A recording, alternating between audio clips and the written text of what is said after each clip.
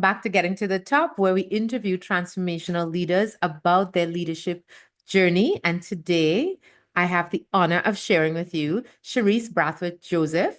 She is a bilingual environmental and social development professional with over a decade of experience in environmental management, sustainability, disaster risk reduction, and social impact assessment. She's a strategic leader with a strong background in project management and policy development, holding a master's degree in environmental management and policy, along with a PMP certification. Cherisse has successfully led teams in both local and regional organizations, building strong stakeholder relationships and collaborations to advance sustainable development. Currently, she's serving as the CEO of the Cropper Foundation and is leading efforts to strengthen the organization's strategic direction, enhance funding sustainability, and position it as a key driver of environmental and social innovation in the Caribbean. Her lifelong passion for environmental and social issues stems from a deep appreciation of their interconnectedness and their critical role in shaping resilient and thriving communities. Welcome, Cherisse.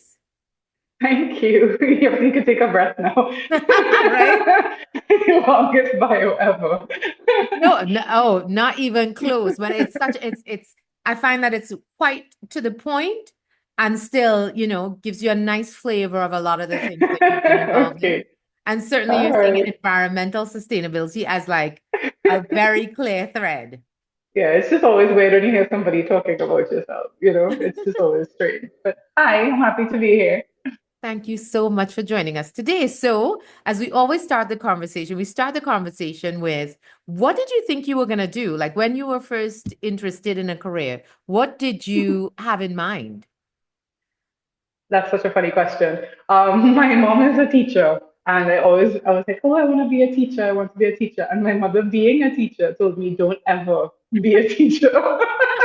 So the first thing I think I ever wanted to be was a teacher, but that was swiftly removed from my options because she said, no, don't do it. And then I wanted to be a chef, actually. Oh, I wow. really, really wanted to be a chef. I always wanted to do culinary school. I was always baking. Even when I was like 9 or 10 years old, I was always cooking in the kitchen. So that's really where I wanted to go. It's Very funny. That's different. as much as we know each other, that's something that we have in common that we haven't explored. Like if I would, Yeah. when people ask me if I could have done anything else, what I would have done, I would have been a chef for sure. Yep. I mean, my mom tells me, it's still not off the table. I can always go back into it, which is true. I know, but you know what I find, and I don't want this to discourage anybody listening, right? Because I think it's always possible to reinvent yourself. But I think what I say to people who say, "Oh yeah, you could be a chef now," I'm like, the level at which I would need to be a chef in order to maintain Yeah. my lifestyle, I don't know that I can just do that out the gate. That's gonna take like Yeah. years of preparation. But I still think, I'd have a shot if I were a chef. I think so. We could do something together. There you go. Okay, cool. Environmentally sustainable catering. Yeah, something. We can figure it out later. There you go. Figure it out as you go. So you thought you were going to be a teacher, and your mother was like, absolutely not. So then then you started studying environmental studies. What happened? Well, so I really, just the way that I am, if I understand something innately, I'm really good at it. And for some reason, I always understood geography because I could look outside and I would see it. So if the teachers explained, tectonics and they showed like cracks, and I could go out and see it. So it always really connected, just being able to see Earth geography. And I ended up really connecting to geography in that way. Weirdly enough, when I was going to university, it was between two streams. I either wanted to do food and nutrition Mhm. because I was looking at being something within the food industry, or environmental because I was really good at geography. And I was like, you know what? I think I'll do the environmental because my dad used to do community engagement and he used to do community impact assessment. And we grew up in that kind of environment where you would look at social impact, but it was always tied to environmental impact. So it was always in the back of my mind that, you know, it's connected to everything. When you talk about community development, when you talk about the country being better, when you talk about politics, like at the base of everything to me was a healthy environment. So I was like, you know what, I'm good at it. I like geography and it's everywhere. I could connect it very easily. So I kind of naturally ended up in it. I can see how that would have happened. And, I liked geography quite a bit as well. Mhm. But I didn't at the time, and my time would have been before your time. I didn't necessarily connect it to environmental studies, even Yeah. though, to be fair, it really wasn't a thing at that time. So it, I think it would have been more timely at the time that you Mhm. were, showing great interest in geography and decided to pursue environmental studies. So then you started doing environmental studies, and then Mhm. what did you think you were going to do? You were going to, I grew up on Petrotrin oil refinery in Pointe-a-Pitre. So in my mind, I was going to end up in the oil industry in some way, shape, or form, just because that's what I knew. I knew the oil industry. What's interesting is when I studied geography, I realized I really enjoyed more of the human geography side, not so much being in a lab, not so much looking at rocks, but I really, really liked the like economic geography and the human side of it. So when I went to university, I did a degree in environmental science and policy, but at the University of South Florida. And in that school, you could have chosen which track you wanted to do, if you wanted to do a pure science track or if you wanted to do a policy track. And I decided to go in the policy track because the courses were a lot more human centered and like sociology and anthropology. And I really connected there. And it's interesting that you say, my time and your time would be different because even when I was in university, there really wasn't this level of discussion around environmental anything. Climate change was still being debated, whether or not it was even real. Al Gore's An Inconvenient Truth just came out, and I remember being openly mocked in class for like, oh, what are you studying? Like you're a hippie. So it really wasn't like a popular thing to do.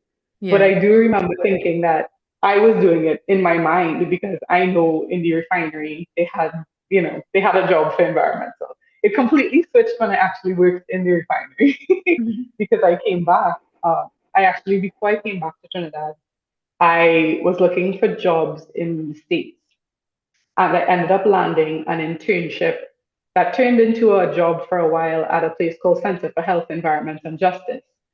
And that group was formed by Louis Gibbs, who championed the Superfund Love Canal movement. Ah. And yeah, just being in the room with Lois Gibbs and hearing these stories about how what she was able to do at her level as a housewife, taking care of her kids at home, and then actually making it into policy, into Superfund policy, so that sites are now being rectified through that little movement that she started. It really kind of struck me like, okay, this is actually doable. It's not just about science, but you can take the science and actually do something meaningful with it that changes. It really does, I guess, change lives because one of the campaigns that I had to work on directly in Florida was the campaign for. I've been told the name is really quite silly, but it's childproofing our communities. But we're not making the communities safe for children. We're childproofing the community. But basically, in Florida and specifically the neighborhoods that we were in, a lot of those Superfund sites were where African Americans were segregated to. So you Mhm. ended up with a high disparity of who was actually being affected by the toxic waste in the Superfund sites. And I think that really affected me partially because while I was in Florida, I also had an uncle who was at the time terminally ill with cancer. And it started to connect like we're talking about carcinogens in the water that you drink and the air that you breathe, and you're being positioned, you're being placed somewhere Yeah. that is poisoning you. So I Yeah. think that moment really kind of connected, like, okay, this is really important work, and it can get started with just somebody, making noise about it. Yeah, that, I mean, I think because many of our listeners are very young, I Mhm. don't know that they would know necessarily about the Love Canal. No. Yeah. So please just expound upon that a little bit to just kind of give them some So context so they'd understand why that would have been so meaningful at that time. Yeah, so I can't remember the exact dates, forgive me, it's a bit off, but I know in the 70s, Lois Gibbs basically their kids in this area of called Love Canal in New York, New Jersey, their kids were playing in their backyards and in their neighborhoods, and they would come back with chemical burns. And the mothers of the area, realizing that the kids were coming up with chemical burns, started to do research into, well, what is going on with our environment that our kids are coming back scarred and harmed. That basically dovetailed into an entire campaign of Miss Lois Gibbs gathering like the moms, the moms of that area, of that region, and lobbying really hard with politics and lobbying the government um, to clean up those toxic sites. And the end result of that would have been Superfund, which was, which is, I should say, a pool of funding that companies are required to put money into, and then there are identified sites that toxic waste has been dumped on, and the Superfund money actually clears up and cleans up those sites. That's the Brilliant. most basic, And so way to like, explain. and for those of you who want like, there's also like Erin Brockovich, which was a very I was gonna say, I don't sophisticated. know if that's a different age group, but I always tell people it's just like Erin Brockovich. But when I saw Erin Brockovich, I was like, this is very similar Yeah, to that story. And Erin Brockovich was actually doing work in Florida at the time that I was in there. So there were some connections between getting her into the room with community groups and empowering them and showing them what's actually possible when you have the data in an understandable way. So that's also yeah. important. Yeah.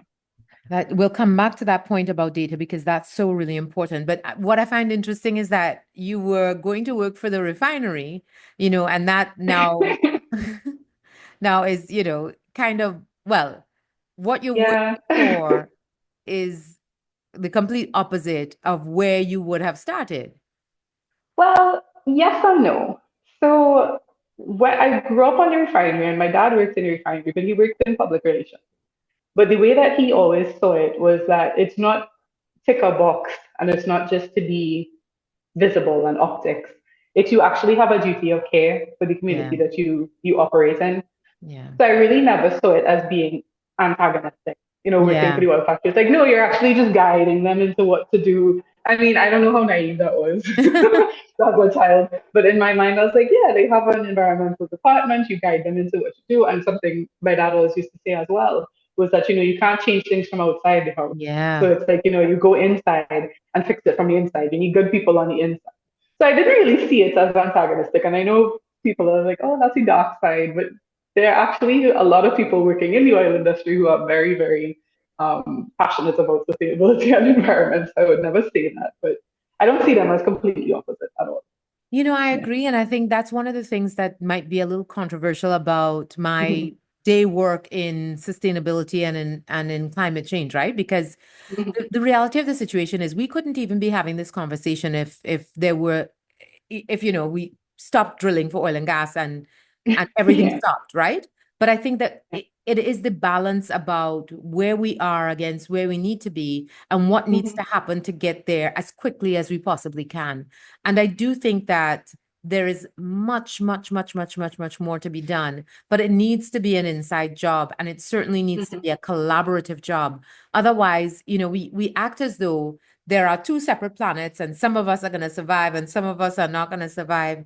And the reality is, no, you need everybody to come together with this common goal to solve this problem. And we have Yeah. Cherisse as our champion.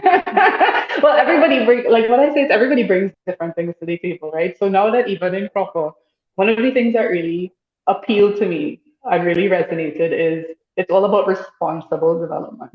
It's not Hmm. saying that development shouldn't happen, and it's not saying that there needs to be a complete cease. But I like that there's a balance of development is necessary, but how do we make it participatory? How do we make sure that people are involved?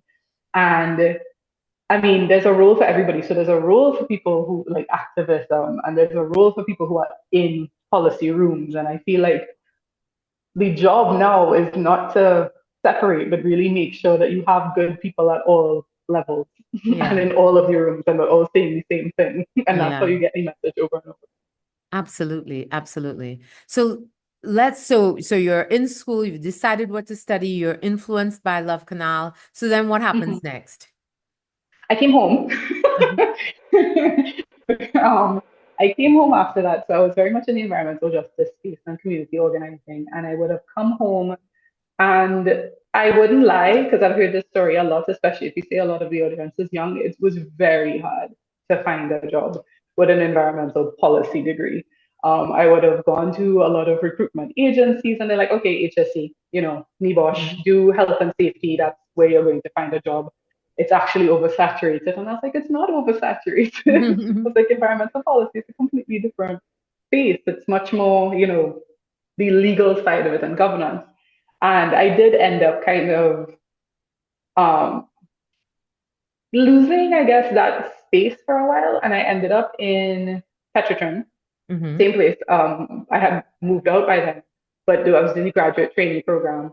And I did the health and safety and environment. And again, I really didn't like the health and safety aspect. I mean, I could do it and it was fine. But what I really, really enjoyed was I got put on a project for the community evacuation drill. There was a large scale community evacuation drill that was happening in Marabella.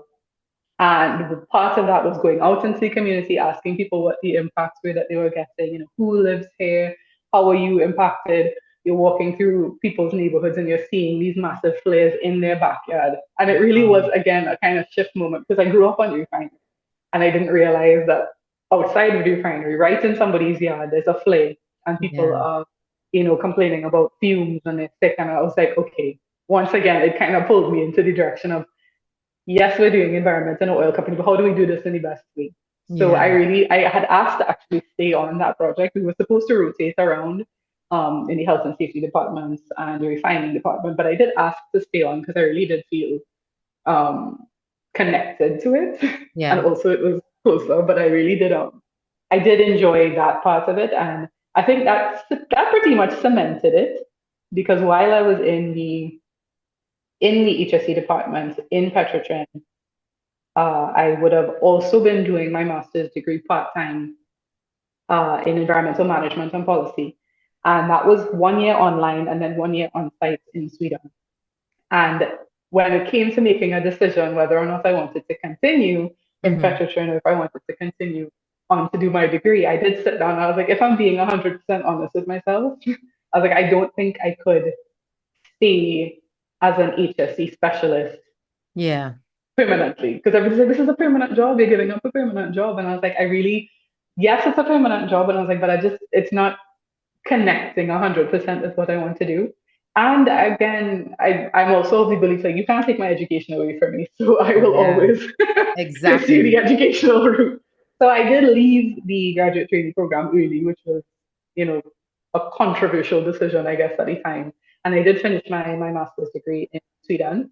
And that was really like you got to see the benchmark of what could happen when Hmm. you have these environmental laws and proper environmental governance and all the culture of environmental safety. And I was just like, this is exactly what I would like to see, Yeah. but in a very local way. Like we can get there, but we just have to you know have good people in the room to do it.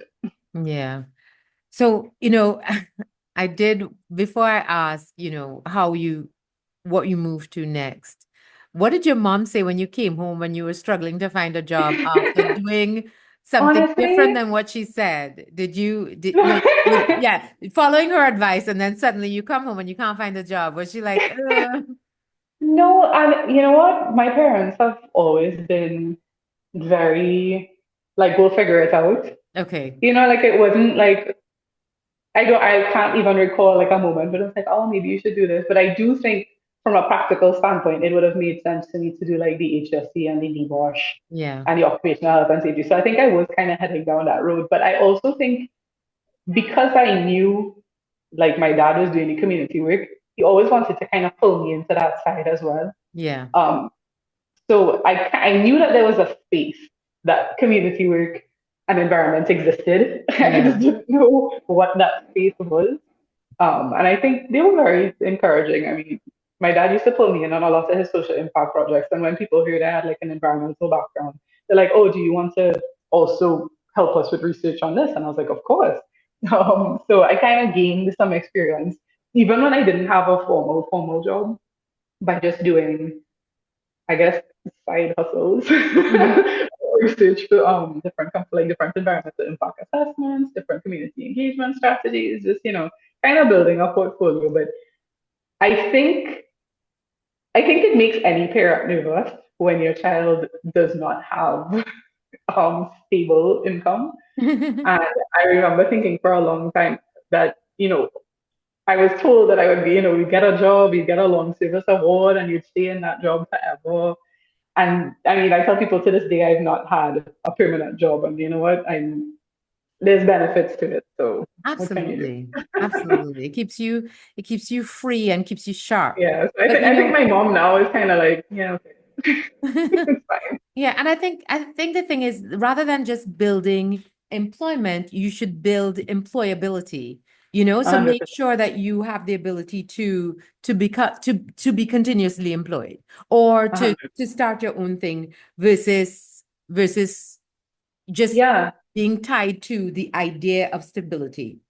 And that's totally it, because I tell people, because I didn't have that security of a permanent job, I've had to reflect a lot about, well, what makes me employable, what makes me the person for a job, what am I good at, what am I specializing in. It's made me have to reflect a lot on where I see myself, how I'm upskilling myself. I have to be very specific with, what did I do well in that job? What could I have improved on? And it's been like that for about 15 years now.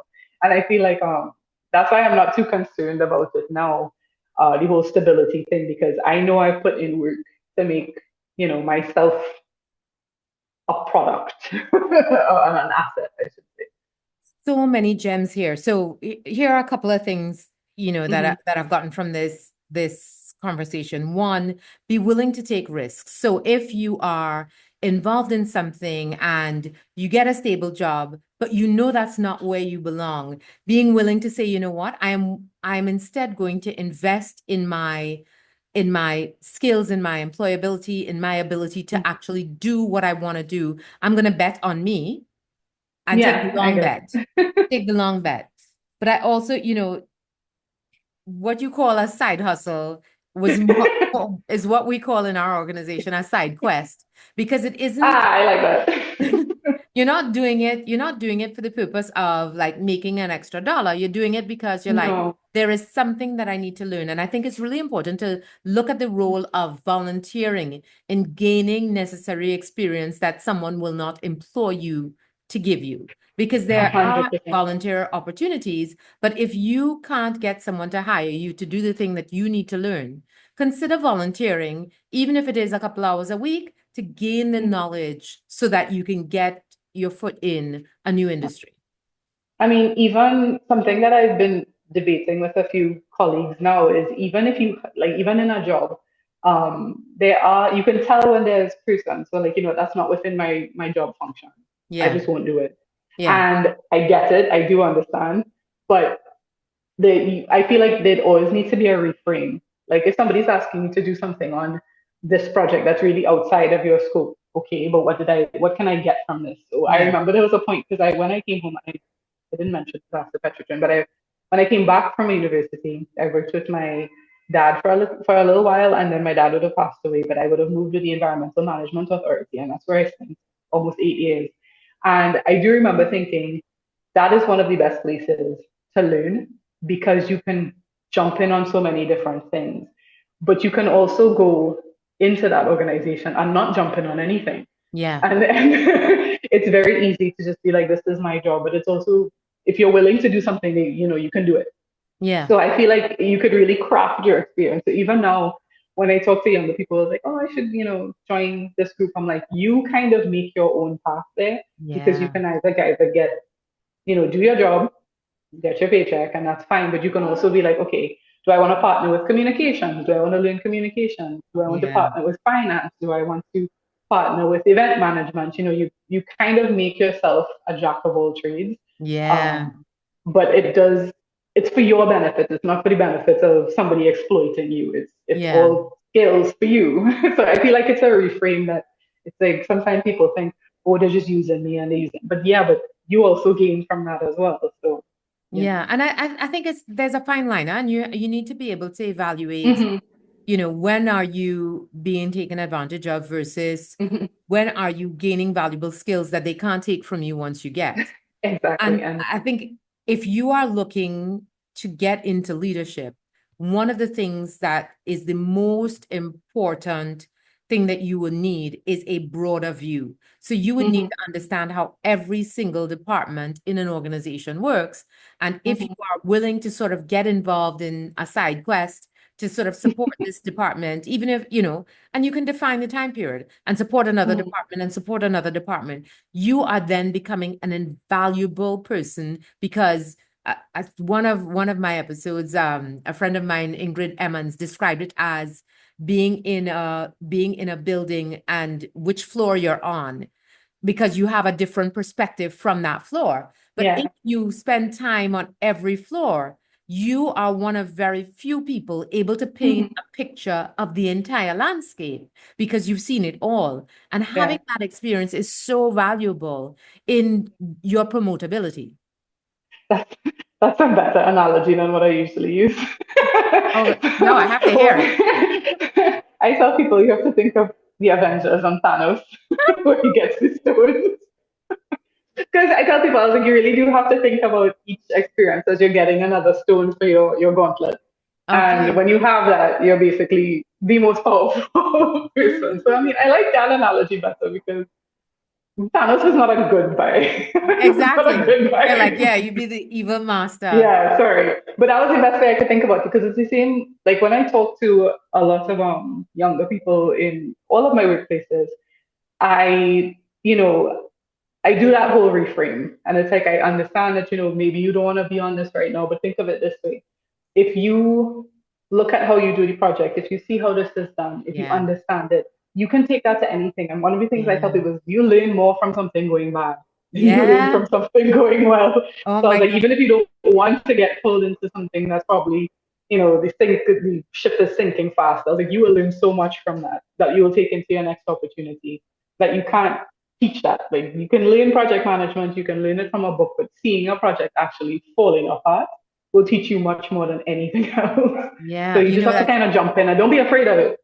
Yeah. That's such a great point. And it's such a recurring theme, right? I can Mhm. at least 10 episodes. People have said, listen, I learn way more from mistakes than I have from Mhm. from successes. But and I always have to be sort of, a balance, right? Because you absolutely learn more from mistakes than you do from successes, and you definitely, if you get to see something falling apart, you get to see how it's made, you get to see what are the mistakes you want to avoid in the future. But there's always this thing now where they pull women into what they call it, it's being called now the glass cliff. Yeah. Yeah, where everything's falling apart and they're like, well, you are disposable. So let's just get you in here. If you can fix it, great. You get no Hmm. credit for fixing it. If you can't fix it, well, you've been sacrificed and Yeah. yeah, too I bad. mean, it's a reality. It's It a is. hundred, like, it's definitely a reality because one of the things I noticed, and one of the things that has been really pivotal for me seeing that sort of, I guess, gender disparity with work. I had gone from working on a team that was all women, and I Mhm. remember how much we used to fight to get things done, and we'd have to explain things 3 and 4 times, and we'd have to write this email, and we would just be always like, nobody listens to us. And then over time, it switched into a team that was all male, and Uh-huh. I just saw the difference in how the team was perceived, and it really Yeah. did open my eyes to be like, I had no idea Yeah. that. And what happened was that I realized over time I started to be getting a lot of the fix it work and a lot of Yeah. the like, she can film, she can do it, she can do it. And Yeah. it started to be like, but why are you the visionary and the strategy person? Even though Yeah. we're at the same level, but I Yeah. get to see the fix it and the data. And it really did. I had to sit back and I was like, oh wow, I never thought, like I just didn't have my eyes open to it. And I don't think it was done intentionally, but I think No, it just no. happened. a lot of these things are very much ingrained in how the system is created, Yeah. right? Yeah, and So yeah. so yeah, no, and that sort of expected to do more with less and having a higher bar to crawl over. And it's like, oh well, if I were a man asking to spend this money, I would get that money easily. But oh, you can do it without the spend, and why must I do it without the spend Yeah. when someone else would have been given the money to get it done? It's an uncomfortable reality. Yeah. It is. I mean, I don't know if this is making like a an overall push, but I mean, I've worked with a lot of younger women, Hmm. and I kind of make it my point very early on that they don't have the same experience I did in the sense of I had a lot of women guiding me in work, Yeah. including my aunt, my bosses, my mom. But I do remember hearing over and over, that women are the worst people to work for. Gosh, I hate Yes. having women bosses. And I mean, it used to color, like you would walk into a room and it's like, God, this, I mean, expletive. I can't, I can't believe, like, and you would just walk into a room and it immediately colors the conversation. And there was one Yes. boss in particular I had who I remember thinking back on interactions with her. I was like, well, of course she was getting on like that. Look at what you made her do. And it Yeah. really was a sit down moment. So I'm never gonna have that happen. So like every time I work with like young women or younger women, I kind of make it my point to ensure that they don't have that same experience of, women are the worst people to work with. Because in my experience, I was like most of the people I've worked with that are women, we tend to get things done. But Yes. I think that's to default. Like we get things done. So we keep getting things to do.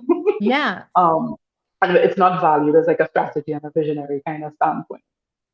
No, but Yeah. listen to me. This is like you've now touched on my soapbox issue, right? Because it always annoys me when I hear people say, oh, women are the worst leaders. And I'm like, okay, have you had Mm. bad male leaders? Yes.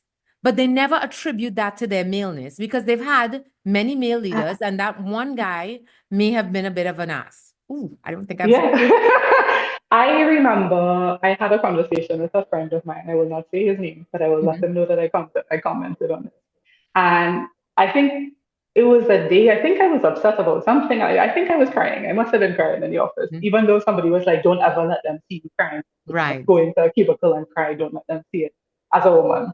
And Yeah. I just kind of let it go. And he was like, don't let them see you crying. You mustn't see that. And I watched him and I was like, you know what? I was like, y'all are more emotional than us. I was like, I Absolutely. have worked in oil refineries where people will curse each other out over a table, Yeah. throw things across the table. They will have complete tantrums, and not once have they been accused of being emotional. But Exactly. I, for frustration, let two teardrops fall, and it's like, oh God, go into a room. And I was like, the unfortunate thing is the only emotion that has been like everybody's emotion, but the only emotion that has been allowed in the workplace is anger.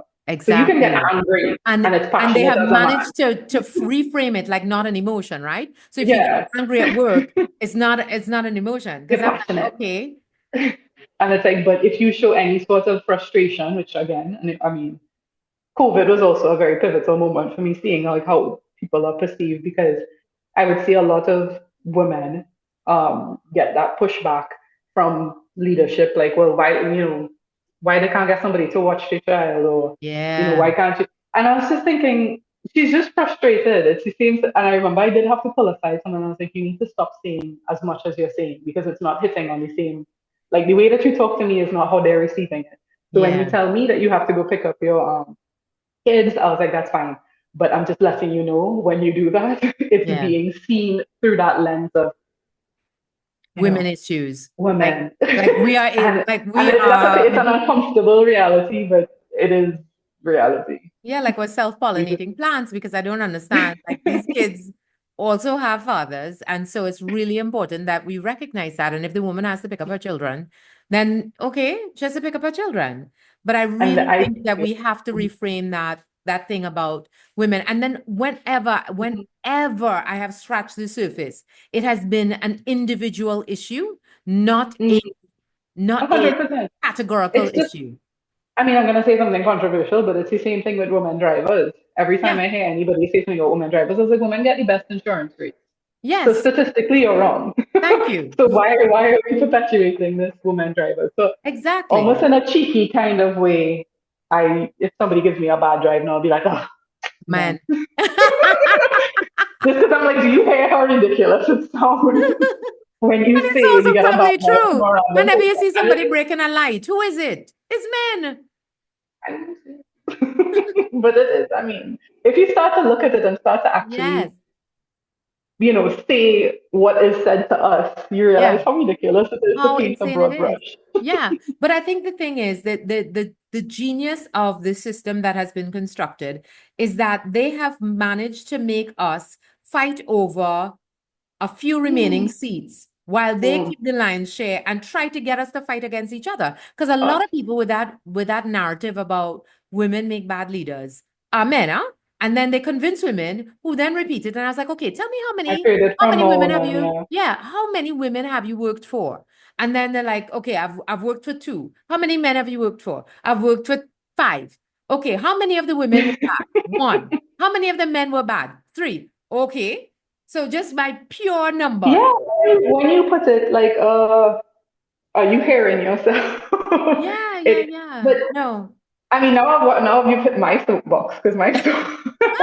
No, that whole I forgot what I was gonna say. I got so passionate about it. You're talking about your soapbox, but I really think Yeah, that, I know, but I but I forgot. but I also think, and to be fair, Oh, I just remember what it to was. give, Sorry. go ahead. No, say it, say it, say it.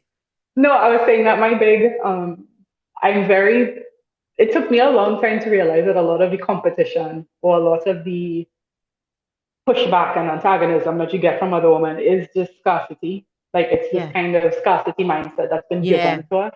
Yeah. That it's, why are we always in competition with other women and why do you feel like there's only room for one? And Exactly. every person I've worked with who is problematic, um, tends to have that as a root principle. Like there's room Yes. for both of us. Like why are we Yes. competing? And as Yeah. soon as you realize, as soon as you show that you're not competition, not in like any active way, Yeah. but I personally, like I tell people, I'm not competing. I'm not. My mother has always um, lamented that she didn't give me or my sister any competitive spirit because we were just like, okay. I was like, I will do a good job for my purpose of doing a good job if I'm not competing with anybody. And I feel as though I've done fairly okay for myself, just not competing. So I call myself as an example of I don't have to throw anybody under a bus. I don't have to Yeah. actively compete with anybody. Sometimes you just do good work and it shows. And Yeah. that's your calling card. You don't have to actually throw somebody else out of the race to win. Yeah, no, I'm wildly competitive, but I don't have to throw anybody under the bus to win. And I don't just want I want to beat everybody. So it is equal opportunity, beat everybody. I want to win. Yeah, But I also my mom feel wants us to have that, but my it didn't fiercest work. competition is me against me Hmm. and what I did yesterday and how I performed yesterday. So it's never sort of externally motivated for me. It's always like, what is the best that I can produce, and how do I get to that point of seeing what is the best that I can produce? But Yeah, internal motivation is definitely better. you can tell who has it. But I think the one of the things that women who manage to get to the top of any entity, organization, etc., those are tough cookies, because there's so many things that are working against us in ascending to the top office that when you do encounter a woman who is tough, she is tough on you because one, that's what it required of her to get where she Hmm. is. And two, she understands that that is what will be required of you to get there as well. And Hmm. so coddling you and babying you is not going to help you get there. But more than that, Yeah. people naturally expect women to be softer and easier and, Hmm. oh, okay, no problem. And when a man is tough on you, you're like, oh, well, he's just Yeah. asking me to do what is Take required. that. And we are just judged by a different yardstick, which Yeah. paints women into a bad light. And I say this repeatedly. All of the people who have championed my career have been women. And I'm not saying that men Hmm. haven't. I've had some really amazing male mentors and male champions as well. But I would simply not be where I am without the support of a cadre of incredible women. Yeah. You said something, and I've already spoken to this person individually, but it was a supervisor manager that I had in Petrotrin, and she will know who she is because I've reached out to her to thank her for this. But while I was in the program, and she was kind of tough. Like she was very, stern, but she likes things a certain way. And I do remember one day I was asked to just man the phones. I mean, I was probably like 21. So I was just there. I was like, okay, no problem, I'll man the Yeah. phones. And she called and she's like, straight. I was like, yes. She's like, why are you picking up this phone? And I was like, oh, I know the rest of them just stepped out for lunch. I said I would hold down the phone. And she's like, Trace, let me tell you something. She's like, you were brought here to do this, this, and this because you have a background in this, this. And she's like, do not let them have you picking up the phones. Yeah. And it was just such a small, like, okay, like it was like I guess she felt the need at that moment to be like, don't let them Yeah. do that because Yeah. you need to know what you're here for. And I did years later, probably even last year, during Women's Day when there was a challenge to basically like thank a woman who reached out to you. I did message her and I was like, I don't know if you'd remember this, but it's actually always stayed with me that you have to actively understand that what you're doing as a woman in the workplace. You might be like, oh, I'm just doing them a favor, but Yeah. it does come across as okay, Yeah. she'll do it. She's Yeah. amenable. She puts it to do the phones, and you miss out on a lot of opportunities that you came there for by just doing busy work. True, absolutely. But I've also had the converse situation where I remember our, I won't say which organization, but our receptionist was pregnant and, you know, there was no one, like the backup receptionist was sick and the primary Hmm. receptionist was Hmm. off on maternity leave and we needed someone to man the phone. And based on who was there, and I'm always one, if there's a man in the room, he's taking notes, huh? He's the one. Because I'm like, women have been asked to take notes enough. But we needed someone to answer the phone and Yeah. someone who was at a mid-level, she was like, yeah, I'm not answering the phone. I have my degree. So I went down to the front desk and answered the phone. And I said, I want to make a point to you that Hmm. this organization that we are having here requires all of us to be willing to do Hmm. whatever is required. And Yeah. if I am not too big as the CEO to answer the Hmm. phone, nobody else should be big A enough, hundred too percent. big to answer the phone, because it Yeah. has to be that we understand that we are all working together. But again, women also need to understand if there are Hmm. three men and three women in the room, why is the woman taking the notes? And I've had Yeah. people look at me and ask me to take notes, and I was like, no, what or I've gone to meetings with subordinate men, and they've come out and they don't have any Oh, notes, yeah. and they're like, don't you have notes? And I was like, so you go to a meeting with your boss and you want your boss to take the notes for you? Is that what's happening here?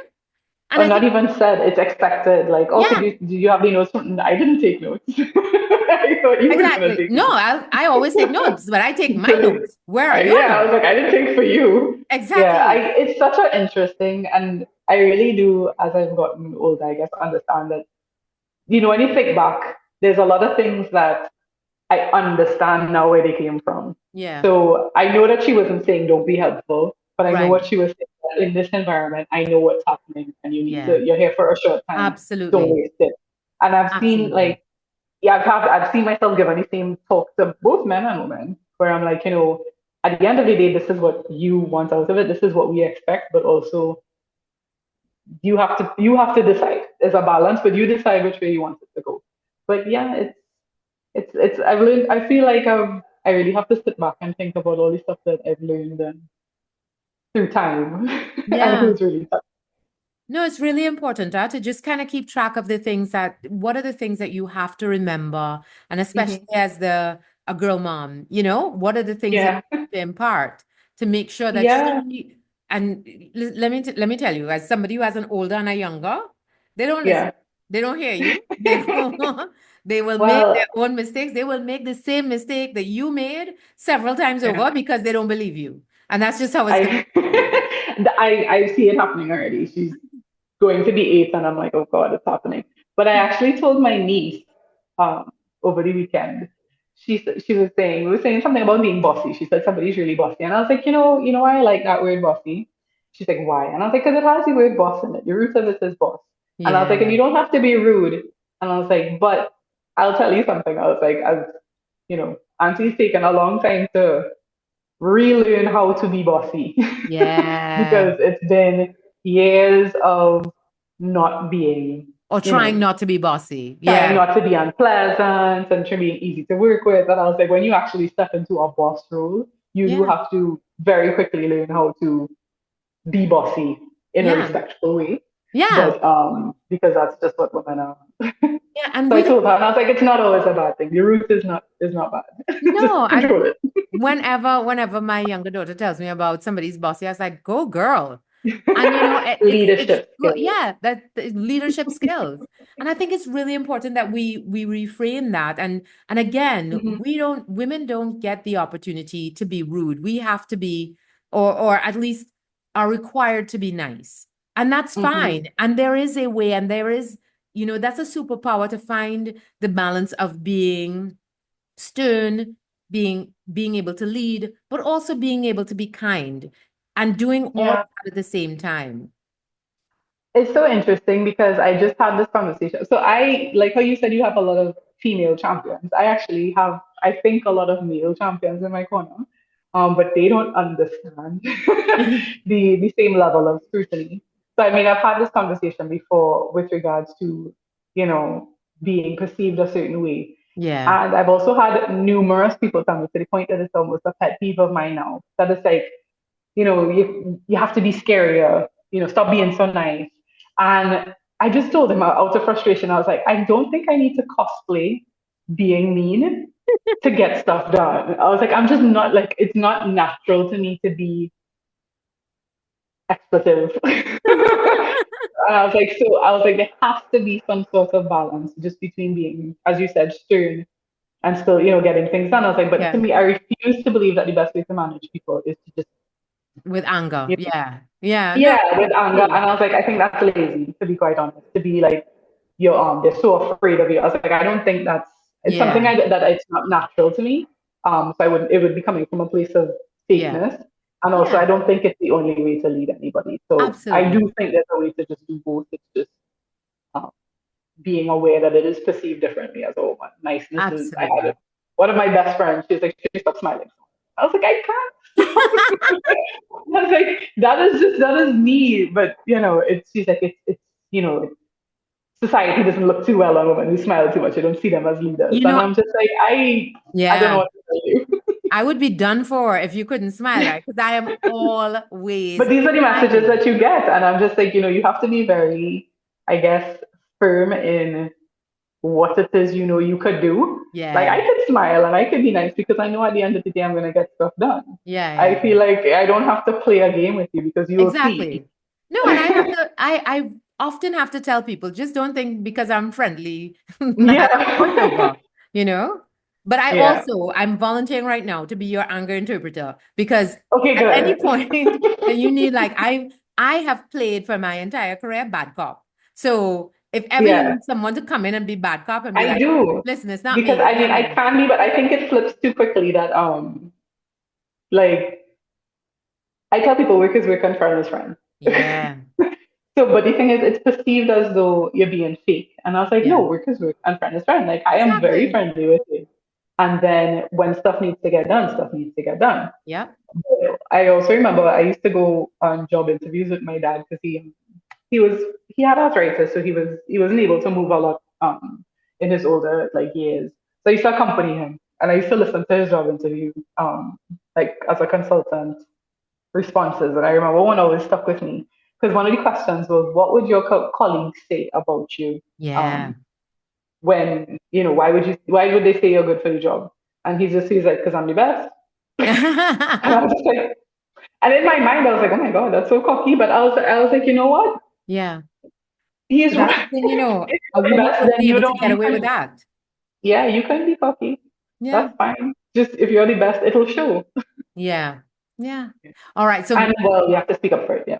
absolutely. But I want to hear and we always close with this. What is the best advice you've received? Hmm. That's the advice I've received. The best, and I remember exactly when I got it. Nice. I was driving with my dad and my mom. We were driving in Marabella, And I don't know why this stuck out to me, but my dad, he had said, he's like, he's like, you have to respect everybody. Yeah. He's like, it doesn't matter if I'm talking to a security guard, it doesn't matter if I'm talking to uh, a person on the street, it doesn't matter if I'm talking to a CEO, it doesn't matter if you're talking to the president, you show the same level of respect to Yeah. everybody. Yeah. That has kind of gotten me in trouble because because I mean I did work in diplomacy recently. I Yeah. worked in Association of Caribbean States, and I tell people all the time, like I talk to everybody with a certain level of respect, but maybe not formality. Yeah. So I'm not disrespectful, but you're my friend, ambassador. Of course, you're my friend. Your Excellency, come give me a hug. Very it kind of goes both ways. Like, yes, I understand you treat everybody with respect, but some people, by virtue of their title, do actually require a little bit more. Yeah. A little more pomp and ceremony. But Yeah. that's it. Just respect everybody. Yeah. Oh, I think that's brilliant. And we learned so much today. Thank you all so much for sticking with us to the end. Cherisse, this was brilliant. I loved having the conversation. I didn't ask you half the things I wanted to ask you. I feel I know. like I'm sorry. I have so no, much. no, no, no, no. I loved where it went. And I think we all learned a lot about, navigating careers and being willing to volunteer, being willing to do something when if it doesn't feel right, being willing to invest in you and the things that they can't take away from you versus sort of sticking with a job for the sake of sticking with a job. If it's not your job, move on to the one that's yours. But I thought that this was such a fulfilling and enriching conversation. And I thank you all. If you haven't already, please subscribe. You can find us on Apple, on Spotify, and on YouTube. And I look for and share this with a friend. That'd be such a nice thing for you to do to help somebody else navigating their career. So I look forward to hearing from you next time. And if you have any questions for Cherisse, please leave them in the comments and we look forward to hearing from you. Thank you so much. Bye. Thank you. Bye.